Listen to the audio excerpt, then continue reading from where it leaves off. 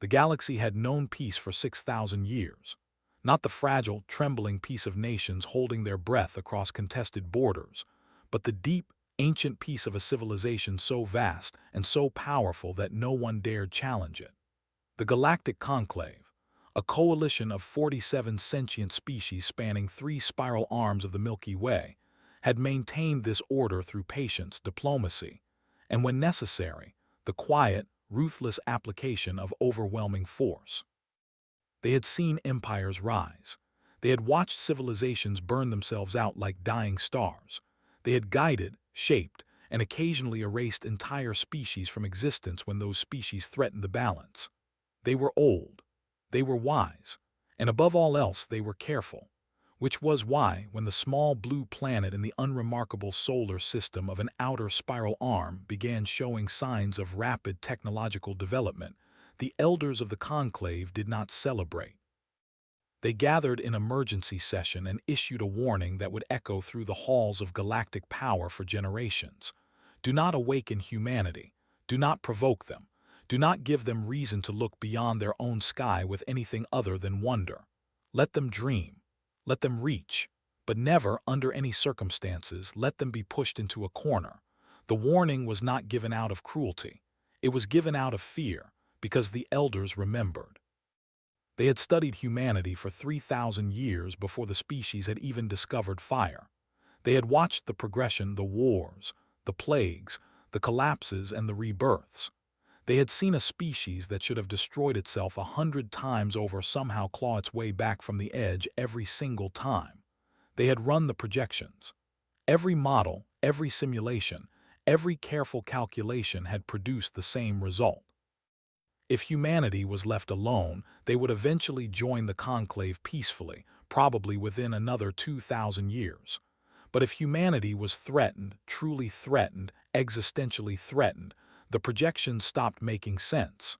The numbers became impossible. The models broke. And the elders, who had lived long enough to understand that when your models break, reality is trying to tell you something important, had issued their warning and hoped that 47 civilizations spread across the galaxy could manage to leave one small blue planet alone. For 400 years, they had succeeded. Then came Ambassador Vrethok of the sovereignty of Kalan. Vrethok was not evil. That was the tragedy of it, the thing that would be debated in academic circles and political chambers for centuries after the fires finally went out. He was not a conqueror, not a sadist, not a being of casual cruelty who woke up one morning and decided to kick the universe's most dangerous anthill. He was an idealist. He believed, with the absolute unshakable conviction of a being who had never once been truly wrong about anything in his 400-year life, that the elders were being overcautious. He had read the reports on humanity. He had reviewed the projections. And where the elders saw a species of terrifying, unpredictable potential, Vrethok saw primitives. Clever primitives, certainly, resourceful ones, but primitives nonetheless. Their weapons were laughable by conclave standards. Their ships barely left their own solar system. Their population, while significant, was spread across a single planet with no meaningful off-world infrastructure. He had presented his case to the Kalan Sovereignty Council 3 times in the span of 50 years, each time with more data, more confidence, more carefully constructed arguments. The humans, he explained, were sitting on a region of space that contained 17 star systems rich in a mineral called veritite, a substance so rare and so valuable that its weight in any measurable quantity was worth more than the entire gross domestic product of most mid-tier conclave civilizations. The Kalans needed that mineral. Their energy grid was failing. Their people were suffering. And here was this primitive species, blissfully unaware, living on top of the solution to every problem Vrethok's civilization faced. The elders had forbidden contact. They had certainly forbidden exploitation. But Vrethok had a plan, a careful plan, a surgical plan. He would not invade, he would not attack, he would simply relocate. A handful of outer colonies, maybe 2 or 3 million humans moved from their settlements with minimal casualties. He had the numbers worked out, The projections showed it was manageable, and the Collins would have access to enough veritite to power their civilization for 10,000 years. The humans would barely notice. They were primitives. They always bounced back. The Sovereignty Council approved the mission on a Tuesday. The elders found out on a Thursday. By then, it was already too late. The colony ship Tranquil Dawn was orbiting a world called Kepler 442b when the Colin fleet arrived. It was a small colony, 12,000 people, a terraforming operation that had been running for 30 years, families who had been born on that world, who had never seen Earth, whose grandparents had made the journey and whose grandchildren were already planning to make it their permanent home. Commander Yara Chen was doing inventory reports when the proximity alarm went off. She was 34 years old, a third-generation colonist, and she had never in her life seen an alien spacecraft. Nobody had. Official first contact was still theoretically decades away, according to Earth's most optimistic xenobiologists. When she looked at her screen and saw 47 vessels of a design that no human engineer had ever conceived, arranged in a formation that her tactical computer, installed mostly as a legal formality, since the colony had no real enemies, immediately flagged as hostile encirclement, she did three things very quickly. She broadcast a distress signal on every frequency available to her. She got her people into the emergency shelters. And she opened a comm channel to the lead vessel, because Yara Chen had been raised to believe that you talked first and you fought only when talking failed, and she intended to honor that belief even if it killed her. It almost certainly was going to kill her. The response she received was not a greeting. It was not a declaration of war. It was, in the clinical, bureaucratic language that the Colin translation matrix rendered into English, a relocation notice. Her colony was being dissolved. The inhabitants would be transported to a processing facility and eventually resettled. Resistance would result in additional casualties beyond the projected acceptable margin. Yara Chen stared at that message for 6 full seconds. Then she sent one reply. It contained 4 words: "We are not moving." The Colin fleet commander, a being named Dasrath who had conducted 17 similar operations and considered himself quite experienced at this sort of thing, read the response and ordered the fleet to begin the relocation by force. He expected it to take approximately 4 hours. The distress signal that Yara Chen had broadcast was already traveling at the speed of light toward the inner solar system, but light speed was too slow. What saved 12,000 colonists was not speed. It was the fact that humanity, in its 30 years of pushing into the outer systems, had gotten very good at the unglamorous, unsexy, critically important work of communication relay infrastructure. The signal hit a relay station at Kepler 62 in 11 minutes. That station bounced it to a military listening post near Glaza 667. The listening post had a quantum-entangled communicator, one of only 40 in the entire human fleet, and the duty officer on watch was a 26-year-old lieutenant named Marcus Webb, who, upon reading the contents of the distress signal, did not pause, did not hesitate, did not go up the chain of command because there was no time for chains of command. He hit the emergency broadcast button and sent the signal directly to Earth Defense Command, with one word added in the subject line: aliens. The response time of the United Earth Defense Force to an existential threat was something that had been planned, rehearsed, and refined over 40 years of careful, paranoid preparation by people who had spent their careers being laughed at by politicians who thought the defense budget was better spent elsewhere. 40 years of preparation. 40 years of contingency plans, weapons development, fleet exercises, training simulations, and the slow, grinding accumulation of the kind of institutional knowledge that only comes from taking a threat seriously long before anyone else believes the threat is real. Admiral Helena Voss was the commander of UEDF First Fleet when the signal came through. She was 61 years old. She had given 38 years of her life to preparing for a moment that most people thought would never come, and when the quantum comm on her bridge lit up with Marcus Webb's message, she felt two things simultaneously. The first was a cold, focused clarity that she had trained herself to reach for in moments of crisis, a state of mind where emotion stepped back and calculation stepped forward. The second was a rage so deep and so ancient that it surprised her, because she had not known it was there until this moment. This word, this message about 12,000 human beings being told by something from beyond the stars that they were not moving fast enough toward their own displacement. She had her fleet at maximum burn toward Kepler 442b within 8 minutes of receiving the signal. She had 6 other fleet commanders doing the same within 12. She had Earth's entire political and military command structure convened in emergency session within 15. And she had, because Helena Voss was the kind of commander who planned for every contingency, already authorized the activation of the contingency files that Earth Defense Command called Operation Threshold, a set of protocols that had been sealed, classified above top secret, and updated every 5 years for the past 4 decades. Operation Threshold was not a battle plan. It was something older and more fundamental than a battle plan. It was a declaration. It said, in the language of weapons and mathematics and the cold physics of what humanity had quietly built while the rest of the galaxy wasn't watching, that if you came for one human being, you had come for all of them. Every last one.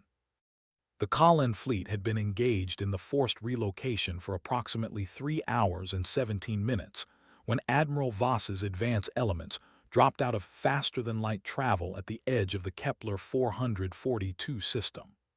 What happened next was later studied in exhaustive detail by military analysts from 30 different species, all of whom arrived at the same conclusion through different methodologies. The conclusion was this. The humans had been preparing for war with a technologically superior enemy for so long that they had, entirely by accident, developed a tactical doctrine that was specifically optimized for exactly this scenario. They had assumed, in all their planning, that any alien civilization capable of reaching Earth would be more advanced than humanity. They had assumed their ships would be slower, their weapons less powerful, their shields less effective. They had built their entire military philosophy around the concept of fighting an enemy that was better than them in every conventional metric. This had led them to invest, heavily and consistently, in areas that more advanced civilizations had largely abandoned because they had never needed them. Deception systems so sophisticated they could make a fleet of 40 ships appear to be 200. Electronic warfare suites designed to blind and confuse sensor systems that operated on principles humanity had only partially reverse-engineered from intercepted signals.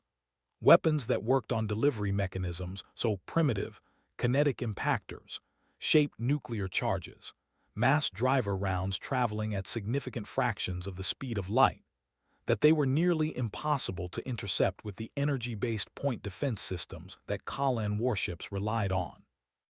And above all, a culture of tactical flexibility and individual initiative that meant every single ship captain in Admiral Voss's fleet had the authority, the training, and the will to make independent decisions at the speed that combat actually required, without waiting for orders from above. The Kalen fleet commander Dasrath had 47 ships. He had energy weapons that could vaporize a human vessel in a single hit. He had shields that could shrug off anything in humanity's arsenal if they had time to charge and focus. He had experience. He had confidence. What he did not have was any frame of reference for what happened when Admiral Voss's 112 ships came out of FTL not at a safe engagement distance, but inside his formation, because Helena Voss had calculated that his targeting systems required 1.4 seconds to acquire and lock onto a new contact, and she had drilled her captains to be moving to a new position within 0.8 seconds of dropping out of FTL. And the resulting chaos of 112 ships appearing simultaneously at close range in 17 different points throughout the Kalen formation was something that Dasrath's tactical training had never once prepared him for. The first exchange lasted 4 minutes. The Kalen fleet lost 19 ships. The humans lost 3. Dasrath retreated to regroup. It was the last coherent decision he made in that engagement, because Helena Voss did not give him time to regroup. She pressed the attack with a ferocity that Dosrath's combat experience had never encountered from any enemy, a relentless, grinding, constantly shifting assault that never gave his fleet a moment to stabilize, to charge shields to full capacity, to bring their superior weapons to bear in a coordinated way. By the time the battle was over, 6 hours and 43 minutes after it began, 31 Kalen ships had been destroyed and 14 had been captured. Voss had lost 11 vessels, and 12,000 colonists on Kepler 442b were still exactly where they had been when the whole thing started, not moving. The Kalen Sovereignty Council received the battle report with a level of shock that their species had not experienced in living memory. In 400 years of diplomatic and occasional military activity, the sovereignty had never lost a fleet engagement. They were not, by the standards of the major conclave powers, a warrior civilization, but they were competent, well-equipped, and experienced.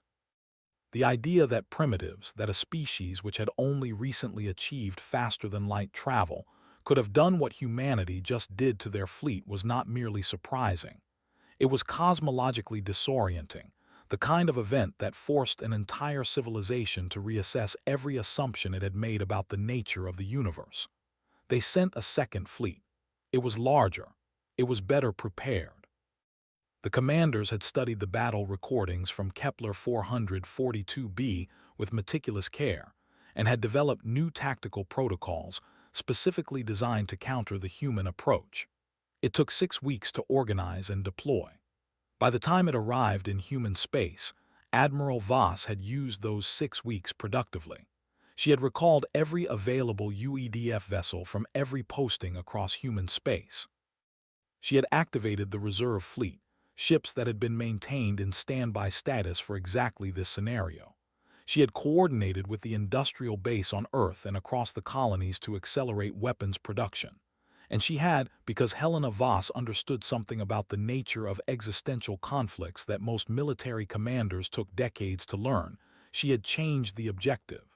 The first battle had been defensive, protect the colony, repel the attacker. The second battle was not defensive.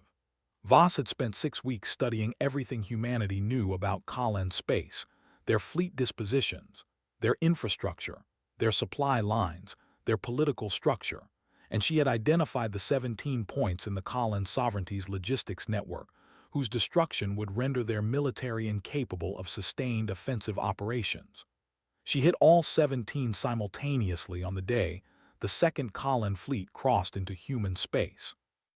The second fleet found itself in a war it had come to win, fought on terms it had not anticipated, against an enemy that had, in 6 weeks, transformed from a defensive force repelling an incursion into an offensive force conducting strategic warfare against the Kalen sovereignty's capacity to make war at all. The second engagement lasted 3 weeks. At the end of it, the Kalen sovereignty sued for peace. They did not get it. Not because humanity was cruel, but because Helena Voss understood, with the cold strategic clarity that had defined her career, that a peace achieved before the Kalen sovereignty's leadership understood the true cost of what they had done would be a temporary peace, a pause before a third attempt. And Voss had not spent 38 years preparing for this moment in order to fight this war twice. The elders of the Galactic Conclave had been watching. Of course they had been watching.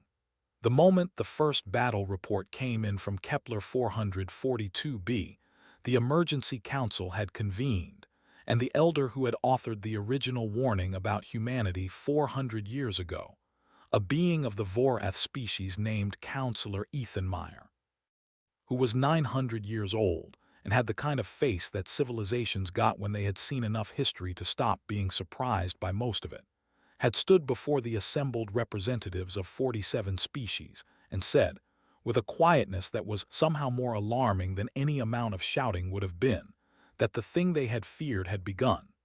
There was immediate pressure from 12 different member species to intervene on behalf of the Kalans. They were members of the conclave. Humanity was not. The rules were clear, But Ethan Meyer had blocked every motion for intervention with a patience and a precision that the other elders later described as the finest political performance of his long career, because Ethan Meyer understood something that the 12 intervention advocates did not. Intervening would not stop what had already started. Intervening would only determine whether the conclave was on the list. So the conclave watched and debated and agonized and did not intervene. And humanity, unaware that 47 civilizations were scrutinizing their every move, continued doing exactly what humanity did when it was threatened. It escalated. The war with the Khalan sovereignty entered its 4th month. It had changed shape entirely. It was no longer a series of fleet engagements over specific strategic targets. It had become something that the Khalan sovereignty had never experienced and could not quite conceptualize: a total war. Not total in the sense of atrocity or genocide. The UEDF's rules of engagement were strict. Civilian casualties were to be avoided. Prisoners were to be treated humanely. And Helena Voss enforced these rules with the same iron consistency she applied to everything else.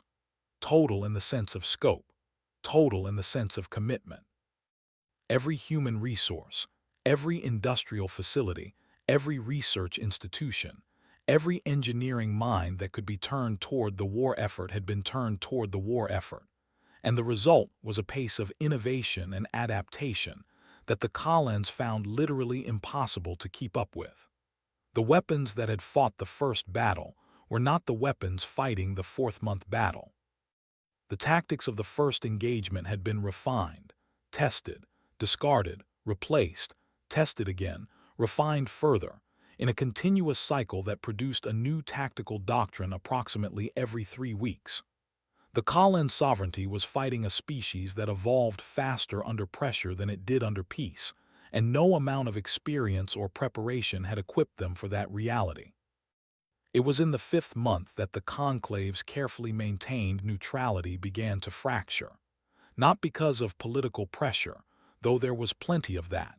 Not because of ideology or alliance or any of the usual reasons that neutrality failed. It fractured because of a report submitted by a conclave intelligence analyst named Siveth of the Chelari species, a being whose job it was to track military and technological developments across the galaxy, and whose report, when it landed on Ethan Meyer's desk, contained a single paragraph that the elder read 3 times before he put the document down, and sat in silence for a very long time.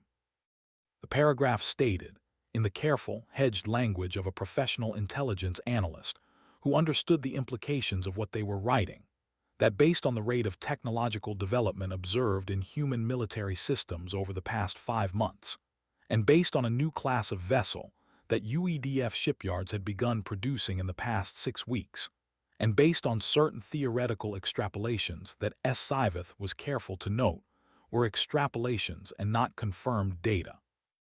It appeared possible, not certain, but possible, that humanity had, in 5 months of existential conflict, independently developed a working prototype of what the Conclave classified as a Tier 7 weapons system. The Conclave had 47 member species. Only 3 of them possessed Tier 7 weapons systems. Those 3 species had taken between 200 and 800 years to develop them. The implications of humanity developing one in 5 months were not something that Ethan Meyer allowed himself to fully process in the moment, because the full processing of those implications was not compatible with the clear-headed decision-making the situation required. He called an emergency session of the full Conclave Council, the first such session in 60 years, and he stood before 47 species and told them the truth that they had been carefully not quite saying to each other for the past 5 months. They had a choice.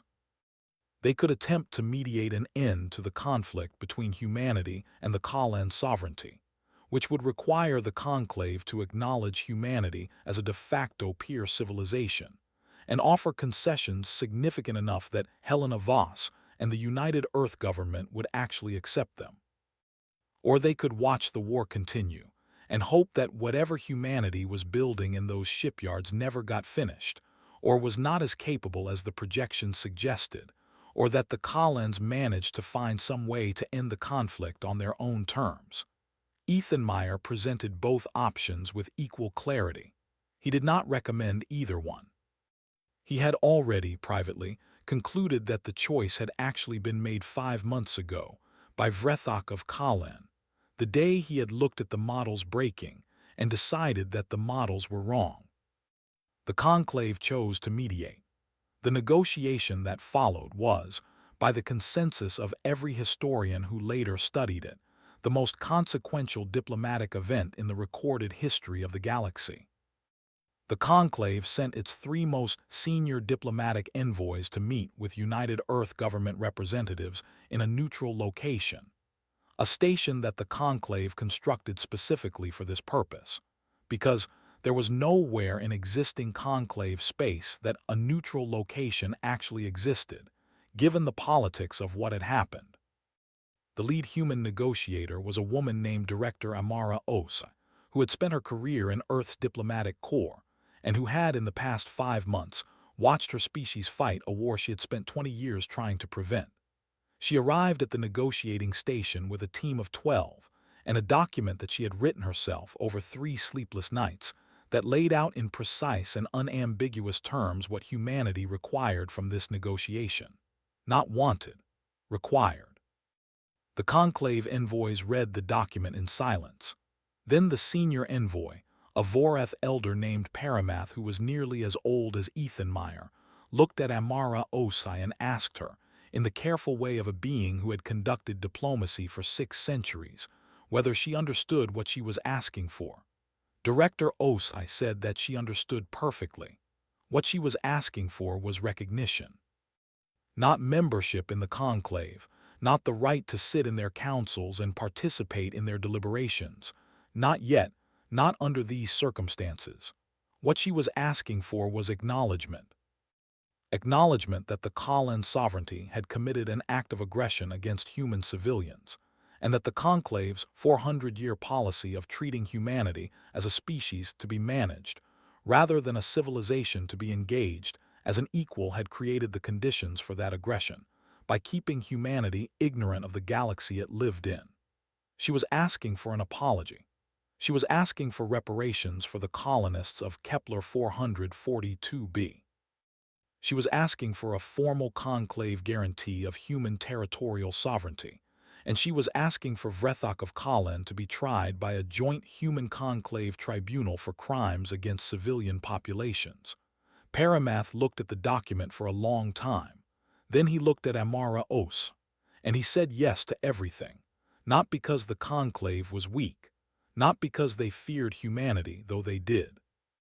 He said yes because Paramath was, like Ethan Meyer, old enough to understand that the most dangerous moment in the history of any civilization was the moment when a younger, more vital species decided that the existing order had failed them. And the most important thing you could do in that moment was to demonstrate, clearly and irreversibly, that the existing order was capable of acknowledging its own failures. He said yes because it was right. And he said yes because the alternative, of a humanity that emerged from its first contact with the galaxy with the conclusion that the galaxy could not be negotiated with, was not a galaxy that anyone, human or otherwise, would enjoy living in. The ceasefire was signed on a Wednesday.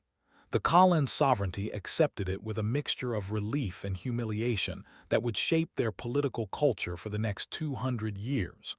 Vrethok, who had spent the previous 3 months under house arrest on Kallen Prime as his sovereignty tried desperately to find a way to end the war he had started, was transferred to conclave custody and tried by the joint tribunal that Director Os had demanded. He was found guilty. He was not executed. He was sentenced to spend the remainder of his life working with the colonists of Kepler 442b, helping rebuild what his decisions had damaged. It was, by the standards of galactic jurisprudence, an unusual sentence. It was also, by the standards of human jurisprudence, almost unbearably mild. Helena Voss, when she heard the sentence, said nothing for a very long time. Then she said that it was enough, that justice did not require destruction, that the point had been made. The point had indeed been made. It echoed through the conclave for generations. 31 Kalan ships destroyed, 14 captured. 3 months of total war that had reshaped the technological landscape of the galaxy and produced innovations that were still being studied and reverse-engineered by conclave scientists decades later. And one small colony on a world called Kepler 442b, 12,000 people who had been told they were not moving, who had in fact not moved, who went back to their terraforming schedules and their family dinners and their children's birthday parties with the slightly dazed air of people who had been at the center of history and were not entirely sure how they felt about it. Ethan Meyer, in the final report he submitted to the conclave on the matter, wrote one sentence that became the most quoted piece of galactic political philosophy of the next millennium. He wrote, "We warned them not to awaken humanity, and we were not wrong to warn them, but what we failed to understand, what Vrethok failed to understand, what all of us who looked at that small blue planet and saw primitives failed to understand, is that humanity was never sleeping. They were waiting. And now the galaxy would learn to wait with them, or the galaxy would burn." The decades that followed were not easy. First Contact, when it was finally formalized, was not the clean, hopeful event that human science fiction writers had imagined for centuries. It was complicated and messy and full of misunderstandings and moments where the whole thing nearly fell apart. There were conclave species who resented humanity's rapid rise to prominence. There were human factions who resented the conclave's centuries of observation and non-intervention. There were trade disputes and territorial arguments, and at least 3 diplomatic incidents that came uncomfortably close to reopening the wounds of the Kalan War. But it held together.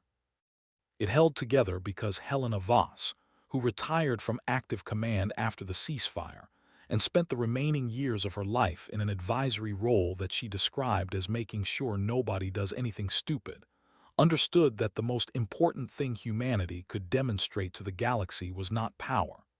They had demonstrated power. They had demonstrated it in a way that nobody in the conclave was going to forget for a very long time.